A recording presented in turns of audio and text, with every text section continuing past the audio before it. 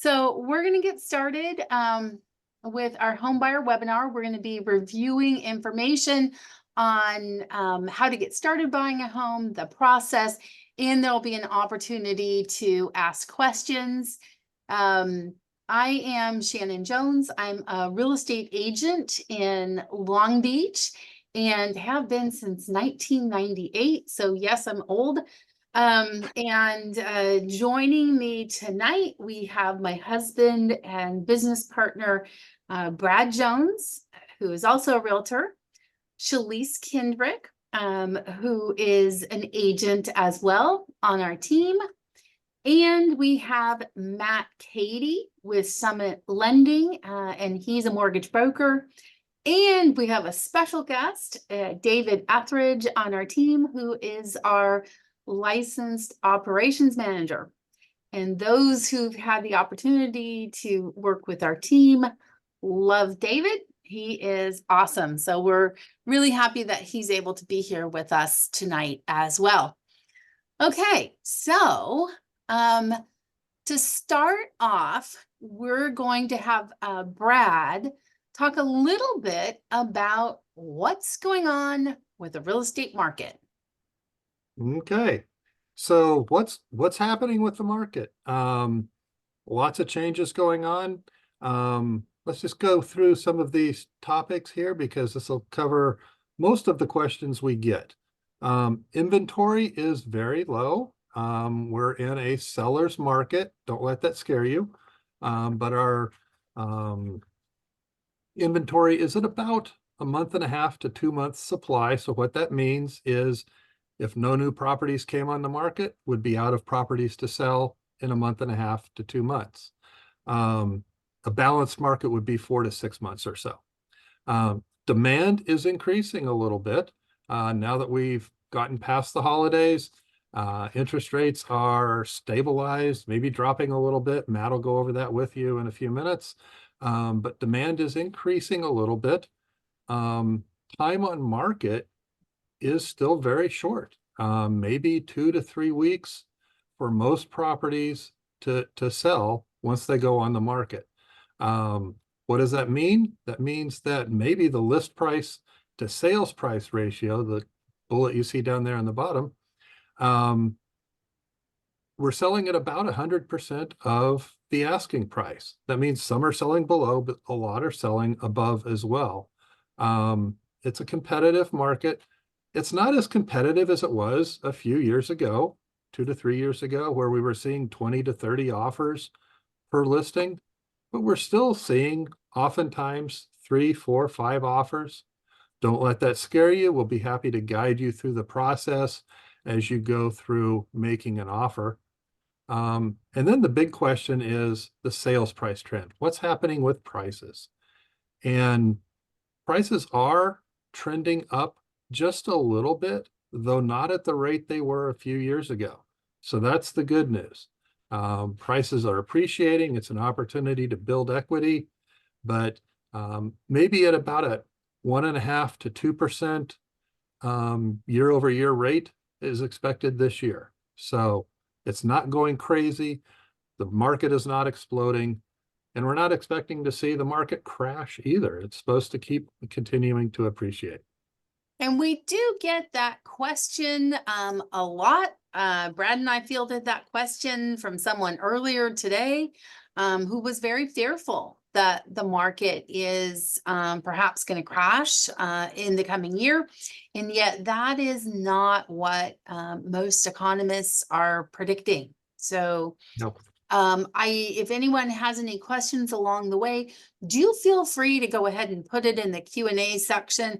And if I notice it while we're talking, we'll go ahead and answer it along the way. And if not, we'll certainly have time to get to everyone's questions at the end. But thanks, Brad, for the overview on the market. We're now going to talk a little bit about the home buying process. If you decide to buy a home, what can you expect? And to talk about that will be Shalyse. Thank you. So during the home buying process, we've broken it down into 3 different components. The first one is section 1, finding a home. You'll have your initial consultation with the realtor. what happens in your initial consultation. So you'll meet with your agent, whether on Zoom or in person, and you'll tell them about what it is you're looking for in a home, in an area, and what you expect from the process. And hopefully, if you've already covered the financing portion of it, which is super important, you will craft a strategy on how to best find a home that suits you and your family within your ideal time frame. You'll get out there and start shopping for some homes, and eventually you'll find one that you love and you want to submit an offer on. When you indicate to your agent you want to submit an offer, they'll hopefully get some comparable sales for you and advise you on a best strategy for that particular house, and craft an offer for you and submit it on your behalf. Now, depending on what's going on with that house and the demand, you might have some negotiating back and forth, but the most ideal scenario would be the seller accepts your offer. Step number 2, or section 2, is the escrow period, where your offer is accepted and escrow opens. Escrow is the third party that makes sure both parties do what they're supposed to according to the agreement. You'll wire in your earnest money deposit, get started on your loan application, and start with your due diligence period. Now that's the time frame that allows you to investigate the home. You've got your 3 main contingencies. One is your investigation, your appraisal contingency, and then your loan contingency. Once you're able to satisfy all of those, you'll remove those contingencies in writing, agreeing to move forward with the purchase. Then you've got your closing process. About 5 days prior to the close of escrow, you'll do your final walkthrough. That's to determine that the home is in the same condition it was in when you made the offer, and if any repairs were negotiated, those were actually done. And then you'll sign off on the loan, wire in the rest of your down payment and closing cost, the loan funds, and then the transaction closes, title is recorded, and you can get the keys and move into your home. Do you have any questions? Anyone have any questions? I'm not seeing any right now. How long does that process usually take, the escrow period? Shalyse, how long is that usually? Good question. So it depends. Standard time frame is around 30 days, but it could be shorter and it could be longer depending on what you and the seller have negotiated. Great, wonderful. Okay, so next we're gonna dive a little bit more into financing, and Matt's gonna share some information. One of the biggest questions that we're getting from home buyers right now is, where are interest rates and what's going on with that? Because as you may know, if you're a potential home buyer, interest rates right now are higher than they were a few years ago. So, Matt, can you talk a little bit about interest rates? Absolutely, would love to. So if you are looking at the chart on the left side of the screen, it can be confusing because it's a yield chart. And that's why I have the graphic of lower rates. As the graph goes up, it actually means that rates are improving. And this is over a 3-month period of time. So if you look back to October versus where we are now, you can see that we've already made tremendous headway. Rates topped out at, and this is just speaking in general, it depends on product and credit score, but rates topped out somewhere in the mid to high 7s. And over the last 3 months, we've seen interest rates drop down into the mid 6s, sometimes high 6s. So we've already made a lot of progress. And if you look at the market odds on the Fed rate cut, this is basically like a Vegas style. This is what the market is expecting. It's almost like a Vegas style bet on what the Fed is going to do. When will it drop rates? And you'll see that we get close to 100% late spring and over the summertime. And if you're interested in learning a little bit more on this topic, I actually saw a really good clip on YouTube of 60 Minutes. They actually interviewed Jerome Powell last week, and he alluded to the same thing. He said that it's unlikely that they're going to cut rates in March. Didn't say absolutely no, but unlikely, and highly likely they're going to start to cut over the summertime. And when the Fed starts to cut interest rates, it will cause mortgage rates to accelerate dropping in rate. The one thing that people ask quite often is why should I buy now if rates are going to drop? And I think that if you even ask your friends anecdotally that are expecting to buy a house, what is causing them to not buy now and wait? They would probably say interest rate. And if everybody is saying interest rates, that means that when rates drop, we're going to see a lot more buyers. And the question is, will we have enough sellers to meet that demand, or will people be paying more for a house to simply save an interest rate? Yeah. If you think about it, sometimes you can spend more money unintentionally to save money. And I'll give you an example. Let's just say that it costs $400 more per month to buy because of interest rates than it did 6 months from now. But in 6 months from now, you're competing with more buyers, and you might spend $40,000 more on that same exact house to save $400 per month, when the person that had already bought just refinances their mortgage, is not competing with other people, and reaps the same benefit of a lower interest rate. Yeah, you can't, once you buy a house down the road, you can get a lower rate, but you can't lower the price that you paid for the house. That's not a number that is changeable down the road. And I think sometimes people forget that, that it makes sense. Also, you aren't beginning to build equity. And so assuming that you are living somewhere, you're already paying someone's mortgage. If you're paying rent, it just isn't yours, right? So thank you, Matt, for that. Let's talk a little bit about what are the types of mortgages that buyers have available to them.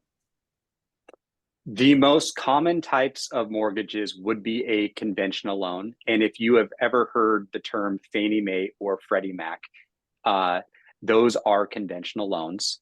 FHA is a loan that is not lent by the government, but is insured by the Federal Housing Administration, which can help people. It's not only for people with credit challenges or other factors, but it creates a standardized underwriting process because it's government backed. So that's a good option for a lot of people. And then VA is for active duty and veterans. You'll see alternative loans there. And essentially, our alternative loans are different products for people such as self-employed. You have some individuals that are self-employed, and we can, as a lender, can clearly see they have enough cash flow to be able to afford a payment, but their income tax returns might not reflect that. Or somebody who's looking to purchase an investment property and has a pretty sizable down payment, but might not qualify under normal conventional underwriting guidelines. So alternative loans are really popular right now. There's a lot of applications that I won't jump into because it's an entirely different conversation in and of itself. As far as interest rate options, the main options that people look at is a fixed rate loan. They also consider adjustable rate loans. And here's the reason why. I know that when you say adjustable or ARM, it causes some anxiety. There's a stigmatism to an adjustable. A fixed rate loan is a loan that you want to take if you expect that interest rates are likely going to be higher in the future. You want to have a fixed rate loan. An adjustable rate loan is it's a tool in our belt that we use to help people reduce the amount of interest they're paying when we expect that the future is going to deliver us lower interest rates. So a good example of that is a 7-year ARM. And a 7-year ARM, it's a 30-year total loan, but you have an interest guarantee for the first 7 years. For the first 7 years, the payment and the interest rate is not going to change. And the question is not what will happen with rates after 7 years. The question is, what will happen with rates between now and 7 years from now? Because we're only looking to time a great window to refinance into a fixed rate loan, not for that loan to go into its adjustable period. Got it. Got it. So how does somebody know which of these loan options is best for them? It's fantastic question. It's one I cover in our consultations. So when I do a consultation with a client, we put together different options. I can have up to 4 on one screen, and I give a side-by-side comparison. And it really is tailored towards that specific client, like their finances, what they qualify for, what their beliefs are as far as how long they're going to live in the house or when they think they're going to refinance. And we can really fine tune on a cost basis which is the right product. Great, that's wonderful. So another question that we get from home buyers, because it's a huge hurdle for a lot of people coming up with a down payment. So a lot of people want to know about down payment assistance programs. Now, we're not going to get into all of the nitty gritty, but if you can give us a little bit of an overview of what's out there, and if this is something that people are interested in exploring more, what should they do? Definitely. So on a high level basis, down payment assistance, the application is people that either don't have the down payment or they have a limited down payment, and those funds would be better suited to pay off debt such as a car with a large payment, or student loans or credit card debt. Those are generally the applications that we use a down payment assistance loan. The terms are good. They're not quite as good as if somebody actually had the down payment. So the application really is, I need help with the down payment, or I really would like to make sure that I can pay off some debt and only focus on having a mortgage payment. The one that's on everybody's mind is this Dream for All product that came out last year. It ran out of funds in a matter of 10 days. It's offered through the California Housing Finance Authority, or Cal HFA. And they learned a lot from the first run at this. And what they learned was it wasn't fair enough for people. So they've basically created a lottery system, and they've changed some of the rules on it. So essentially, all borrowers on the loan have to be a first-time buyer. That is defined as you could not have owned a house in the past 3 years. Additionally, at least one of those borrowers has to be a first generation owner of a house. And that's defined, so they've limited the pool a little bit. That's defined as so at least one borrower, neither one of their parents presently own a house, or if somebody had passed away, didn't own a house at the time that they passed away. So it's a little bit confusing, and if we go through the consultation process, we help guide people through it. But essentially, in order to apply with Cal HFA, when the portal opens up to be in that lottery, you have to connect with a lender such as us that offers the product. We have to provide you with a pre-approval, and you upload that into Cal HFA's portal to see if you get selected in the lottery. So is this something they can just wait until the portal is open to get started with, or would it be important to get started with the process sooner? I think it's better to get started with the process. We can issue the pre-approval that they'll need to submit to the portal. We can talk about, interest rates aren't released yet, but we can talk about what is a likely scenario when it comes back.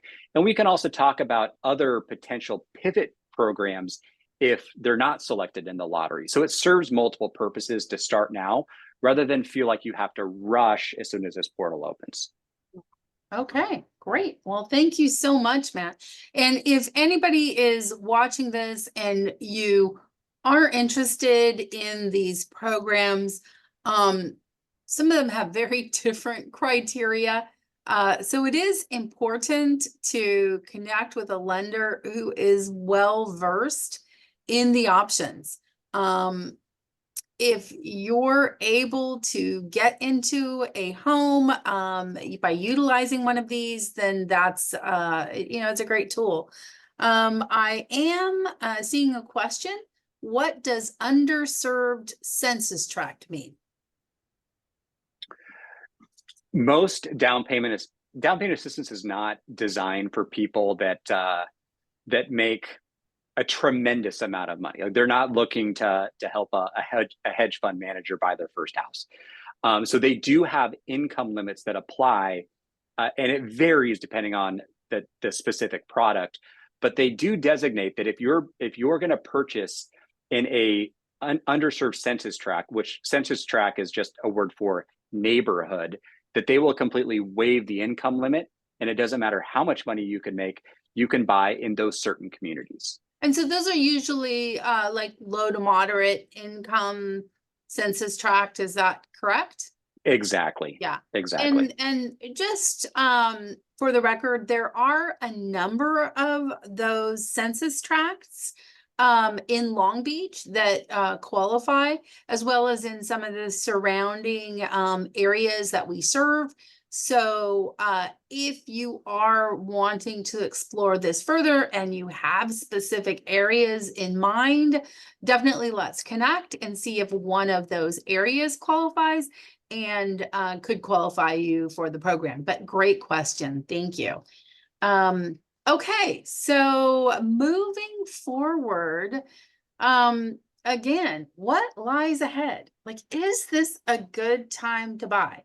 We've talked a little bit about interest rates and the fact that they are expected to show some improvement, perhaps come down as we move forward this year.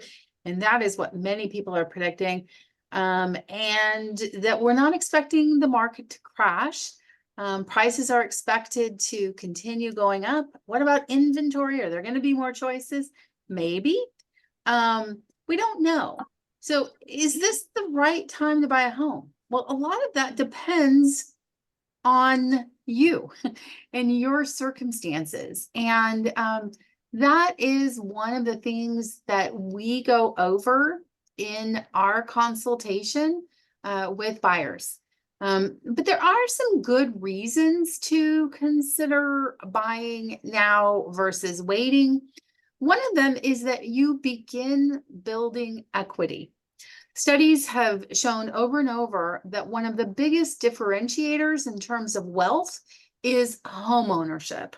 And just like with, retirement savings or anything else, the earlier you start, the more you're able to build that financial opportunity.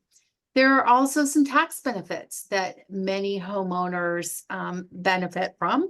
And if you are buying now compared to what we were seeing a few years ago, there's some opportunity you didn't have as a buyer then. And again, we don't know what's going to happen in the future, but right now we are able to roll up our sleeves and do some negotiating for some of our buyers and not get into quite such fierce bidding wars as we saw a few years ago. And that allows for us to sometimes negotiate for contingencies that buyers weren't in an opportunity to negotiate for a few years ago, and potentially even negotiate some seller concessions in the way of, credits in lieu of repairs and those types of things. So there definitely are some reasons to buy now.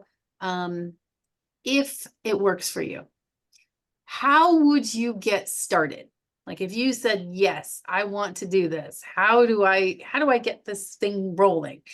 And I'll tell you, it's scary to think about buying a home. And it is hard. When Brad and I bought our first home, I was convinced that we could not buy a home. We wouldn't qualify. There's no way. Yes, we can, he said.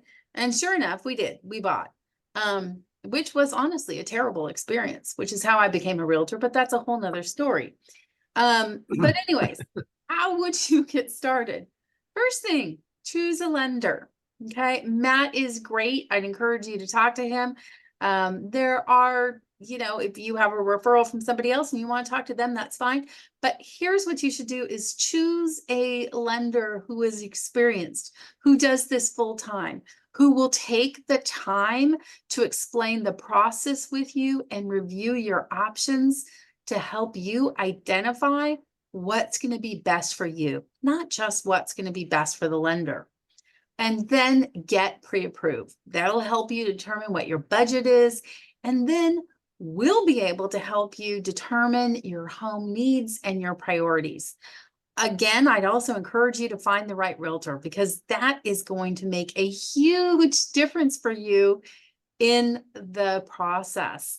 And whether it's us or it's somebody else, do take the time to schedule a consultation to review what the process is going to look like, what your priorities are, where you want to be, when you want to be there, and what your expectations are of the realtor, as well as what their expectations are of you. You want to make sure that it is a good match before you hire the realtor and get started. Then you'll be able to start your search, and that is the fun process. There are a couple of QR codes at the bottom, and if you scan those, you can get started with us. You can, if you scan the one on the left, you can schedule a chat about your home search, and if you scan the one on the right, you can actually get started with the loan process, and then we'll schedule a time to go over with you exactly what your criteria are, what you're looking for, and get started. So anything I left out on that, guys, or any questions that anybody else has? Okay. Matt, do you have to run my credit to get started? I know the reality is everybody wants to go shop for a house. That's the fun part. And talking to the lender is the unenjoyable part about it. I think a lot of people get scared that if you talk to a lender, if the outcome is not good, it's going to go down in your permanent book of records. And that's absolutely not true. When it comes to credit, we can actually start with a soft pull on a credit report. And what that means is that we're going to get all of the information we would otherwise, but there's going to be no hard inquiry. So oftentimes I can do a consultation based upon that soft pull. I should say every time. The question will be on some products, we might have to convert that to a hard pull for a certain pre-approval, but we are always going to ask permission before moving to that step. So people will know before that happens. Absolutely. Yeah. Okay, great. How long does it take most home buyers to find a house? Oh, that's a wide open question. Shalyse, Brad, does one of you want to answer that? It depends.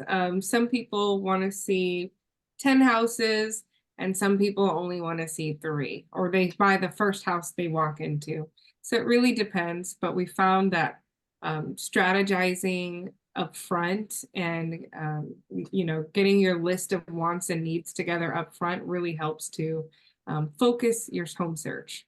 And it depends how particular and specific a property you're looking for. If you're looking for something that has only a few features that not many houses have, obviously that might take a little longer. But if you're looking for a more traditional home in the suburbs, then that might be a little easier to find. So it also depends on what it is that you're looking for, and that's what we can determine when we sit down together. Great. A couple more loan questions. Can you go from an ARM to a fixed interest rate? Yes, absolutely. And that's the use case for an ARM, is that if we can save 0.5% or 0.3% on interest rate right now by taking the ARM product, and you have a 7-year guarantee on that interest rate, we're just looking to time the market where we're going to refinance the ARM to a fixed rate loan. And at that point in time, we can evaluate a lot of different options. Let's just say, for example, that happens 1 year into the mortgage. So you have 29 years remaining on the ARM. Most people think, well, I don't want to go back to where I started at 30 years. We can write a new 29-year fixed rate loan. That way you're not losing 1 year of payments you've been making on the house. Interesting, in terms of the amortization. Yeah. Exactly. Okay. Another loan related question, Matt, for conventional loans, what is the minimum down payment percentage needed? It depends on the price of the house, but it's anywhere from 3 or 5%. Okay. And for lower down payment options like 3% or 5%. Will those always carry PMI or private mortgage insurance, or are there options that can be structured without that? There are lenders will say that there are loans with no PMI. And if it's a conventional loan, that's only partially true. If we're going to be fully transparent, there are different ways that mortgage insurance can be paid. The most common is where the borrower pays the monthly PMI. There is also known as lender paid mortgage insurance, where essentially it's a slightly higher interest rate, but it's the lender making the mortgage insurance premium. And the reason why people choose sometimes the lender to make the mortgage insurance premium is because they can deduct, oftentimes consult with your CPA, the interest on the mortgage, but not the PMI. Wouldn't though, in that case, you would lose the potential benefit of having PMI removed once you built up sufficient equity? Wouldn't that be a potential disadvantage? All of this really comes down to market timing. If we were during the pandemic and if we had interest rates of 3% and you elected to have lender paid mortgage insurance, and now you're going to keep that loan forever, you're paying that spread of interest rate for a long time. I think that it's less relevant in a market like today when we expect that you're going to refinance anyway. Mhm. And if you wait to have enough equity, then you wouldn't have PMI, or if you built up some equity, the amount you would pay towards PMI is less. So I don't think as much of a big of a deal today, just forecasting rates going lower. So it really comes down to the individual's circumstances, their short-term plans, their long-term plans, funds available, what their financial goals are, all of those things, which is why you go back to really having some value in that consultation. Consultation is like my favorite part of the job. I love it when we're sitting down with a client that asks all of these types of questions, and we can dive into detail to really educate them. Mm-hmm. Okay. One other question. I've heard it is best to find the house and then work with the listing agent. Is that true? So here's the thing. Does that ever happen when we have a home listed? Do we ever also represent the buyer? Sometimes. Is that always best? Well, it depends. So let me say this. When you choose to work with a real estate agent, you should have a high degree of trust in them.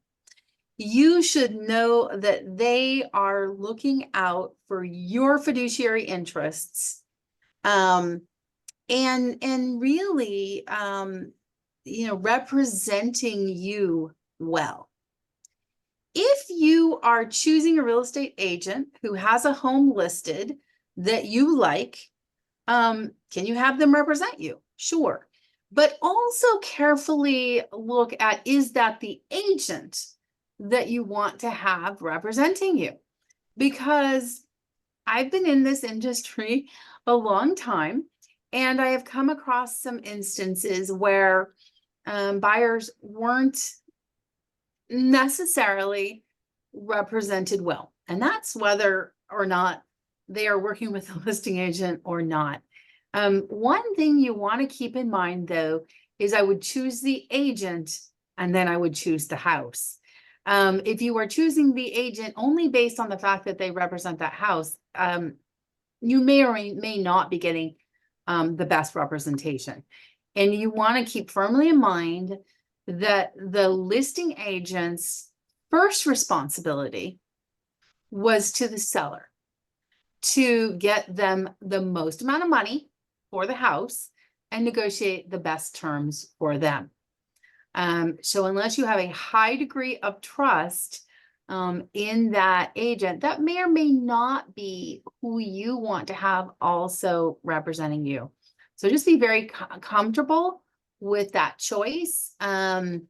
and know that there's full transparency. That should be something that's disclosed to you. So does it happen? Yes. Is it something you should go out of your way to look for? I would say probably not. That's just my 2 cents. Any other questions? We've got another one. Okay. How are closing costs calculated? Ah, that's a great one. That's a good question. So this is a topic that we could probably go on and on for. Closing costs are calculated. It surprisingly can depend on what time of year that you purchase, on how much your cash to close is. And this is part of our consultation that we go into. The majority of closing costs are third-party costs. So you have an escrow company, you have a title company, and then you have your lender fees, and you have people such as the appraiser and the county recording charges to the county. When we do a consultation, we don't know who the escrow company is and who the title company is. That's usually selected by the seller or the seller's agent. So what I try to do is estimate on the high side, talk about it and say, this is a third-party cost that we're unaware of. But if we're going to estimate, I want to see the number drop down when somebody closes escrow on closing costs. I would much rather overestimate it. Now, the part that varies on time of year are what's known as prepaids. If you choose, which most people do, to have your taxes and your insurance included in your mortgage payment, rather than pay a large bill twice per year for your taxes and the 1-year renewal for your insurance, we have to collect a certain number of months up front to have enough money to pay for those expenses on your behalf. Taxes are due in November and also in March. So the closer we are to those dates, the less monthly payments you would have. Therefore, we have to collect more upfront. At the end of the day, you're made whole. It's not like it's a cost. It's money that we're collecting from you to pay an expense on your behalf later. Okay. But I wouldn't use the standard. People will say like, oh, should I just use like 3% in closing costs? And I'm like, absolutely not. We can do an itemization on it. I can show you a chart on how much in taxes based on what time of year we're going to collect. And let's really narrow down the closing costs. One other thing that I just want to jump in and say is this in terms of, how much our closing costs, how much your closing costs will be, will also depend in part on what type of loan product you select, which is going to work best for you. Do you decide to pay some points up front? Are you buying down that loan? So those are all things that you definitely want to look at too. And if you are shopping mortgage companies and you're looking online at like, oh, this one has the lowest rate, this one has a lower rate, make sure that you're actually comparing apples to apples in terms of the closing costs and in terms of the rate. Because lenders always have a number of options available to them. Some of them do a great job of explaining that to you. You can choose a lower rate and higher fees, or you can choose lower fees and a higher rate. But you want to know what your options are. And so it's really important to work with an agent and a realtor who are going to take the time to explain things to you, because otherwise it can be kind of a confusing, scary process, to be honest. So it kind of comes down to what Matt just mentioned. What's the cash to close? How much money am I going to have to take out of my bank account to buy this house? And that's the number that is critical for a lot of people. What's that number? So you can plan ahead a little bit as you're going through beginning the home buying process. Yep, absolutely. So, okay, I think that is all of our questions, and I know everybody wants to move on with their evening, or for those of you watching later, with your day. But thank you, Matt, Brad, Shalyse, and David, and to those of you who joined us as well on our webinar. We appreciate you taking the time, and do feel free to give us a call or send us a DM on social media, or use those QR codes to scan. You can also check out on our website, which I guess isn't on the slide, but if you want to go to showmehome.com, that's our website. And we've got a ton of great resources on there. You can search for homes. If you own a home, you can find out how much it's worth. We've got a home buyer's guide, all kinds of great resources. So I definitely would encourage you to check out our website. And I'm going to stop sharing now. And again, thank you everyone for joining us. And with that, I'm going to end this webinar. Take care. Thank you. All right, Thank sounds you. Bye. Bye.